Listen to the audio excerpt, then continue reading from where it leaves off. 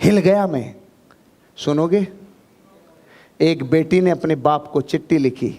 अब ये कहानी चल रही है, इससे कुछ समझना मैं क्या कहने जा रहा हूं।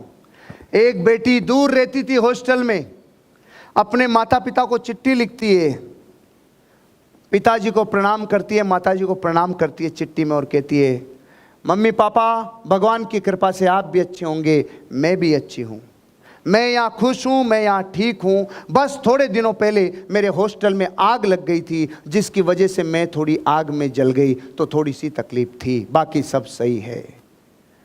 उस लगी हुई आग की वजह से मुझे खिड़की से बाहर कूदना पड़ा। पहली मंजिल से कूदने की वजह से मेरे टांग में थोड़े फ्रैक्चर आए, इसलिए अब कोई दिक्कत नहीं है, अब मैं ठीक हूँ। वो जब तकलीफ हो गई कि मेरे यहाँ आग लग गई, तो एक लड़के ने मुझे आश्रय दिया, उसके अपार्टमेंट को उसने मुझे रहने के लिए दिया, तो मुझे बहुत अच्छा लगा, प्रकृति ने मुझे मदद की, मैं ठीक हूँ। जब मैं उसके अपार्टमेंट में रहती थी तो मैं उससे मिलती जुलती थी, उसके जो बीमारी का इन्फेक्शन था वो मेरे भी इन्फेक्शन आ गया, लेकिन अब मैं ठीक हूँ।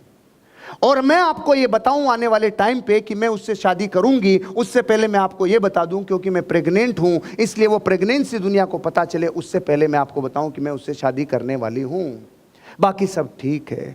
और आप इस बात को जानकर खुश होंगे कि आप नाना नानी बनने वाले हैं। आप और हम बहुत खुश होंगे जब मैं उससे शादी करूंगी, ये खबर मैं आपको देने वाली हूं। बाकी सब ठीक है। और आप बताओ आपके यहाँ कैसा चल रहा है? मेरे यहाँ सब ठीक है। और मैं आपको जानकारी दूं, मेरी जिंदगी में सब अच्छा चल रहा है। बस एक टॉपिक था कि मेरे एग्जाम थे और मैं केमिस्ट्री के पेपर में फेल हो गई, ये बात में मुझे आपको बतानी थी। और सच बताऊं तो मुझे बात सिर्फ यही बतानी थी कि मैं केमिस्ट्री के पेपर में फेल हो गई, उससे पहले की सारी बातें बेकार थी, वो सब झूठ थी।